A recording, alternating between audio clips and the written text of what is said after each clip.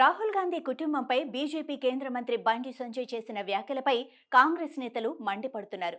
PCC working president Jaggareddy దీనిపై స్పందించారు. బండి సంజయ్కు అవగాహన కలిగేలా కొన్ని విషయాలు చెబుతానన్న జగ్గారెడ్డి రాహుల్ గాంధీ కుటుంబం ప్రస్థానాన్ని ఈ విధంగా వివరించారు.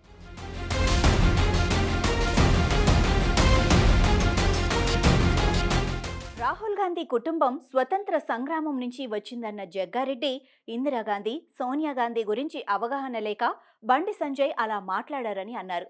రాహుల్ గాంధీ కుటుంబం హిందూ బ్రాహ్మణ వర్గానికి చెందినదని, బ్రాహ్మణులు హిందువులు అనే విషయం బండి సంజయ్కు తెలియదా అని ప్రశ్నించారు.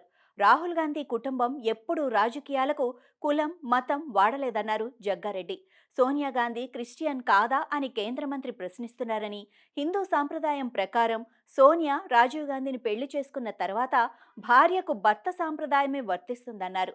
తాను రెడ్డి అని, తన భార్య గౌడ్ అని, అయినా తనను పెళ్లి చేసుకున్న తర్వాత భార్యను రెడ్డిగానే పిలుస్తున్నారని అన్నారు జగ్గారెడ్డి.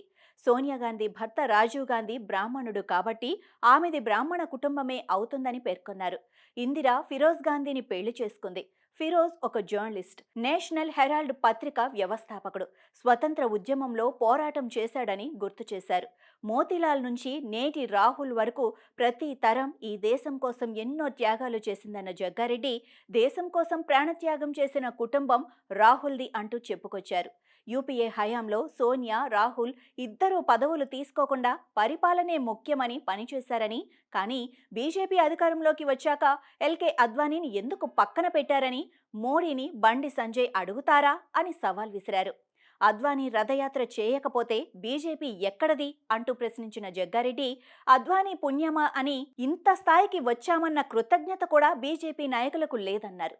పోస్టుల కోసం పాకులాడే మీరు రాహుల్, సోనియాల గురించి మాట్లాడతారా అంటూ బండిపై మండిపడ్డారు. రాహుల్ కుటుంబం గురించి వేలెత్తి చూపే అర్హత బీజేపీ నేతలకు లేదంటూ ఘాటుగా జవాబిచ్చారు జగ్గారెడ్డి.